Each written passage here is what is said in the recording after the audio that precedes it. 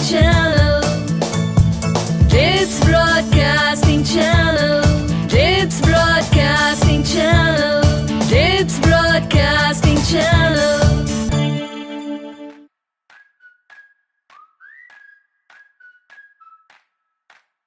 मिले सुर मेरा तुम्हारा तो सुर बने हमारा। आइए जी, सुर से सुर मिलाते हैं, ताल से ताल मिलाते हैं और आपको जिंदगी देखने का एक नया नजरिया सिखाते हैं। मैं हूं आपकी दोस्त मोनिका और लेकर हाजिर हूं आपका favourite show Dips Broadcasting Channel Dips Broadcasting channel.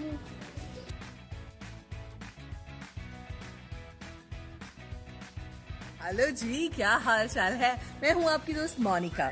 देखिए, गर्मियां आ चुकी हैं, हवा अच्छी लगती है। अब धूप में जाने पर गर्मी लगती है, पसीना आ जाता है। देखिए, स्वेटर्स भी उतर चुके हैं, है ना।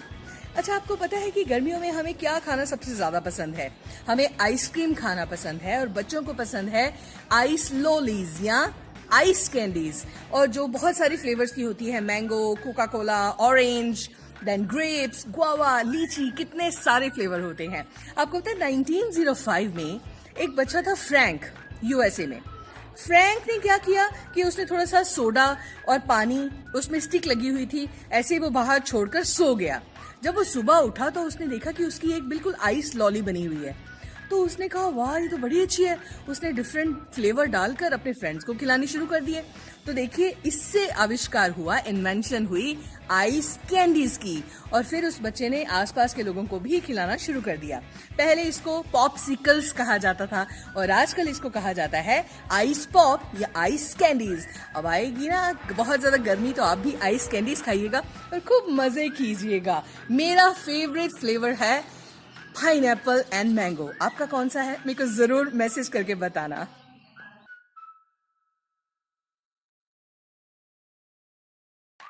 जो आपने वो छोटी सी फिश की मूवी देखी है, फाइंडिंग नीमो, वहां पर उसमें भी एक फिश होती है ना जिसकी मेमोरी बड़ी शॉर्ट होती है और वो भूल जाती है कि उसने क्या बोला है या क्या कहाँ जाना है। ऐसी जो गोल्ड फिश होती हैं, साइंटिस्ट ने ये एक्सपेरिमेंट किया है कि उनकी जो मेमोरी होती है वो सिर्फ 3 सेकंड की होती है। उसके बाद वो भूल जाती हैं कि कहाँ से आई थी, कहाँ जा रही हैं और कहाँ जाना है। ओ माय गॉड, गजनी वाला हाल हो गया उनका। वैसे अगर आप अपनी मेमोरी शार्प रखना चाहते हैं ना, तो बादाम जरूर खाया कीजिए और कोशिश किया कीजिए थोड़ी वॉक करें। वॉक करने से क्या है ना, ताजा ताजा ब्रेन हो जाएगा और सब कुछ याद रहेगा। ओके,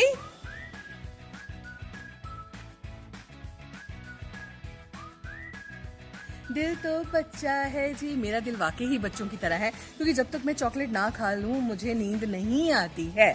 वैसे कहा जाता है कि एक बंदा अगर पूरे हफ्ते में 4 या 5 चॉकलेट्स खाता है तो उसका मूड तो ठीक रहता ही है, हार्ट अटैक आने के चांसेस भी कम हो जाते हैं, बशर्ते कि वो चॉकलेट डार्क चॉकलेट होनी चाहिए। वैसे मुझे आज से कुछ साल पहले ना एक गिफ्ट पैक मिला था, उसमें अदरक जिंजर चॉकलेट्स थी। मुझे लगा कि ये भी नॉर्मल चॉकलेट्स होंगी, मगर जब खाई, ओ माय गॉड, एक वो टिंच आता है तीखा सा आपकी जीभ पे और लगता है नॉर्मल चॉकलेट ज्यादा बेटर है। आपने कभी खाई है वो वाली चॉकलेट? अगर खाई है तो मेरे को इनबॉक्स में जरूर बताना।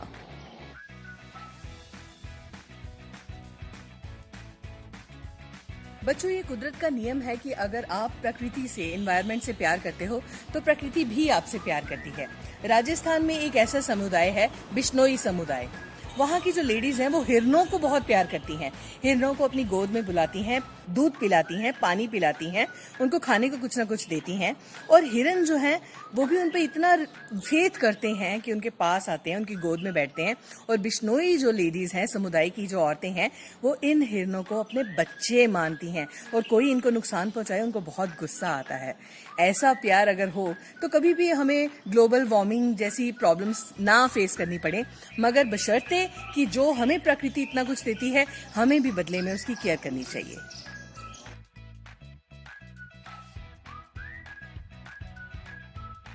LPG, लिक्विड पेट्रोलियम गैस, जो कि हमारे सिलेंडर्स में भरी होती है। सिलेंडर वाला आता है, हमें सिलेंडर देके जाता है और हम उसको सेट कर लेते हैं और उसके ऊपर ऑन करके अपना जो गैस स्टोव है खाना बनाते हैं। आपको पता है कि उसमें से एक स्मेल निकलती है जब वो लीक हो रहा हो, है ना। तो वो स्मेल क्यों होती है? क्या वो नेचुरल है? नो। नेचुरल जो गैस है वो ऑर्डरलेस है, उसकी कोई स्मेल नहीं है। ये जानबूझ के कंपनी के द्वारा वो स्मेल डाली जाती है क्योंकि अगर वो स्मेल नहीं होगी तो आपको लीकेज का कैसे पता चलेगा। एग्जैक्टली इसी पॉइंट को ध्यान में रखते हुए वो जो नेचुरल गैस है उसमें थोड़ी सी स्मेल मिलाई जाती है कि अगर सिलेंडर लीक कर रहा है या पाइप लीक कर रही है तो वो स्मेल सुन के आपको पता चल जाए। How intelligent.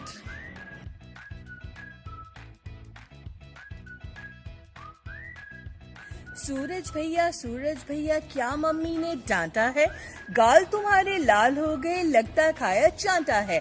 सूरज भैया लगता है तुम रोए हो, आंखें देखो लाल हो गई नहीं रात भर सोए हो। सूरज को सब भैया बोलते हैं, मगर मैं आपको एक बात बता दूं, ये भैया बड़े काम के हैं। जब हम सूरज के नीचे बैठते हैं तो विटामिन डी हमें मिलता है, ये मैं आपको बता चुकी हूँ।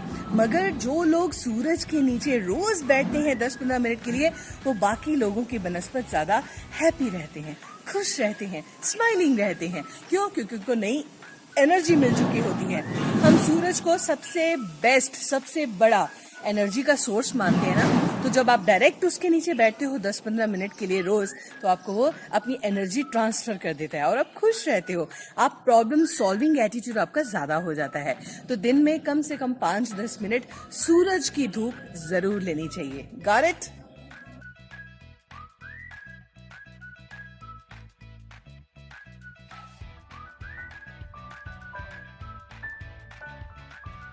दोस्तों, आज मैं बात करने जा रहा हूं एक ऐसी लड़की की जिसका जन्म बेहद ही गरीब परिवार में हुआ। जन्म के समय से ही वह स्वास्थ्य समस्याओं से परेशान रही और जब 4 साल की हुई तो उन्हें पोलियो हो गया, जिससे उनका एक पैर काम करना बंद कर दिया। डॉक्टर्स ने तो यह कह दिया था कि यह लड़की अब अपने पैरों पर कभी भी नहीं चल पाएगी। लेकिन दोस्तों, आगे चलकर वही लड़की सिर्फ चली ही नहीं बल्कि दौड़ी, और दौड़ी भी तो ऐसा दौड़ी कि ओलंपिक में पूरे 3 गोल्ड मेडल जीतकर इतिहास रच दी। जी हाँ दोस्तों, मैं बात कर रहा हूं विल्मा रुडोल्फ की, जिन्होंने अपने जज्बे, जुनून और मेहनत से असंभव को भी संभव कर दिखाया है। तो चलिए बिना आपका समय खराब किए हम विल्मा रुडोल्फ के इस प्रेरणादायक जीवन को शुरू से जानते हैं। विल्मा ग्लोडेन रुडोल्फ का जन्म 23 जून 1940 को अमेरिका के सेंट बेथेलहैम नाम की जगह पर हुआ था। उनके पिता ईडी रुडोल्फ एक कूली थे और मां ब्लांच घर की आर्थिक स्थिति के खराब होने की वजह से नौकर का काम करती थी। विल्मा का जन्म समय से काफी पहले हो गया था, जिसकी वजह से वो बहुत कमजोर पैदा हुई थी और जन्म के समय उनका वजन केवल 4.5 पाउंड यानी करीब 2 किलो था। दोस्तों, बता दूं कि वर्ल्ड हेल्थ ऑर्गेनाइजेशन के अनुसार जन्म के समय एक सामान्य बच्चे का वजन 2.5 किलो से 3 किलो होना चाहिए और कमजोर पैदा होने की वजह से विल्मा बचपन से ही बेहद बीमार रहती थी। वह अपने शुरुआती दिनों में निमोनिया और स्कारलेट फीवर जैसी गंभीर बीमारी से ग्रस्त थी।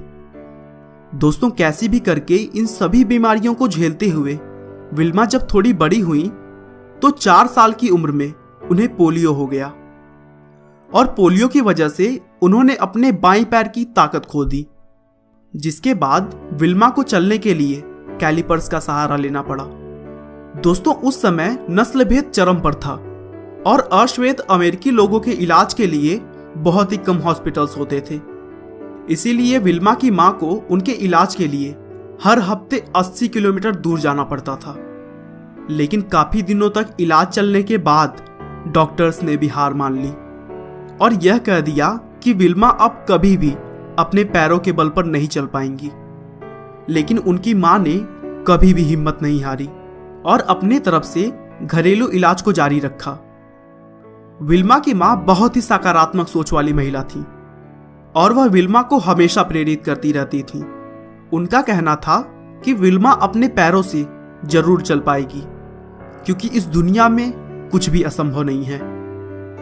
बच्चों को खेलते देखकर विल्मा को भी खेलने का बहुत मन करता था, लेकिन अपने विकलांगता की वजह से उन्हें हमेशा निराशा मिलती थी। एक बार तो विल्मा अपने क्लास में अपनी टीचर से ओलंपिक रिकॉर्ड्स के बारे में सवाल पूछने लगी, जिस पर सभी बच्चे हंसने लगे और टीचर ने भी उनसे पूछा कि तुम क्या करोगी खेलों के बारे में जानकर, तुम्हें पता है ना कि तुम कभी भी नहीं चल सकती। दोस्तों, उस घटना से विल्मा की आंखें भर आई थी और वो कुछ भी नहीं बोल पाई। और फिर अगले ही दिन जब खेल के पीरियड में उन्हें सभी बच्चों से अलग कर दिया गया, तभी उन्होंने दृढ़ निश्चय किया और अपने आप से बोली, माँ सही कहती है, लगन सच्ची और इरादे बुलंद हो तो कुछ भी पॉसिबल है। मैं भी ओलंपिक में एक दिन जरूर पार्टिसिपेट करूंगी, और केवल पार्टिसिपेट ही नहीं बल्कि सबसे तेज रनर बनकर दिखाऊंगी। अगले ही दिन से पूरी तैयारी के साथ विल्मा ने अपने पैरों में पहने कैलिपर्स को निकाल फेंका और पूरी ताकत लगाकर अपने पैरों पर चलने की कोशिश शुरू कर दी। शुरुआती दिनों में तो बहुत दर्द हुआ, कई बार तो गिरने की वजह से उन्हें काफी चोट भी लगी। लेकिन दोस्तों, जब आंखों में अरमान लिया, मंजिल को अपना मान लिया, है मुश्किल क्या आसान है क्या, जब ठान लिया तो ठान लिया। बहुत बार गिरते संभलते उन्होंने धीरे धीरे चलना सीखा। फिर वो एक पैर में ऊंचे एड़ी के जूते पहनकर खेलने लगी। दोस्तों, विल्मा का इलाज कर रहे डॉक्टर के एमवे ने कहा था कि विल्मा कभी भी कैलिपर्स के बिना नहीं चल पाएंगी। लेकिन एक बार वे खुद उनके जज्बे को देखकर हैरान रह गए और उनकी आंखों में आंसू भर गए। उन्होंने कहा कि बेटी, तू कुछ भी कर सकती है। मां के समर्पण और विल्मा की लगन के कारण 11 साल की उम्र में विल्मा पहली बार बास्केटबॉल खेली। फिर विल्मा के जज्बे को देखकर स्कूल के टीचर्स ने भी उनकी पूरी हेल्प की और इस तरह से विल्मा पूरे जोश और लगन के साथ प्रैक्टिस करने में लग गई। विल्मा ने 1953 में 13 साल की उम्र में पहली बार स्कूल की रेस कंपटीशन में हिस्सा लिया, लेकिन वो सबसे लास्ट आई। उसके बाद भी उन्होंने अपना आत्मविश्वास कभी भी नहीं कम होने दिया और पूरे जोर शोर से अपना प्रैक्टिस जारी रखा। और आखिरकार 8 हार के बाद 9वें रेस से उन्होंने जीतना शुरू किया और फिर उसके बाद से उन्होंने कभी भी पीछे मुड़कर नहीं देखा और अपनी लगन, प्रैक्टिस और जज्बे के दम पर 1960 के रोम ओलंपिक में उन्हें अपने देश की तरफ से खेलने का मौका दिया गया। ओलंपिक में विल्मा ने 100 मीटर दौड़, 200 मीटर दौड़ और 400 मीटर रिले दौड़ में गोल्ड मेडल जीतकर इतिहास रच दिया। इस तरह विल्मा अमेरिका की सबसे पहली अश्वेत खिलाड़ी बनी जिसने दौड़ की 3 कंपटीशन में गोल्ड मेडल जीते। और फिर 3 गोल्ड मेडल अपने नाम कर अमेरिका वापसी पर उनका सम्मान एक बहुत बड़ी पार्टी से किया गया, जिसमें पहली बार श्वेत और अश्वेत अमेरिकियों ने एक साथ भाग लिया, जिसे कि विल्मा अपनी जिंदगी की सबसे बड़ी जीत मानती हैं। विल्मा ने हमेशा अपनी जीत का श्रेय अपनी मां को दिया। विल्मा का कहना था कि अगर उनकी मां उनके लिए त्याग नहीं करती तो वो कुछ भी नहीं कर पाती। दोस्तों, एक बात याद रखिए, मुश्किल इस दुनिया में कुछ भी नहीं, फिर भी लोग अपने इरादे तोड़ देते हैं। अगर सच्चे दिल से हो चाहत कुछ पाने की तो सितारे भी अपनी जगह छोड़ देते हैं। दोस्तों, इस वीडियो को ज्यादा से ज्यादा शेयर करें ताकि आपके चाहने वाले भी विल्मा रुडोल्फ के प्रेरणादायक जीवन से सीख ले सके। आपका बहुमूल्य समय देने के लिए बहुत बहुत धन्यवाद। इस वीडियो को लाइक करके आप हमारा मनोबल बढ़ा सकते हैं। दोस्तों, अगर आप हमारी वीडियो को मिस नहीं करना चाहते तो कृपया चैनल को सब्सक्राइब कर लें। आपको यह कहानी कैसी लगी हमें कमेंट करके जरूर बताएं। धन्यवाद जी। अब आपके एग्जाम आने वाले हैं, ऑल द वेरी बेस्ट। अच्छी तरह से पढ़ाई करनी है, रिवाइज करना है। अभी 1-2 दिन हैं तो जल्दी से अपने शॉर्ट नोट्स जो आपने बनाए थे, जैसे मैंने बोला था, उनको रिवाइज कर लो and have confidence. All is well, all is well, all the very best. फिर मिलेंगे, take care, bye bye. It's Broadcasting Channel.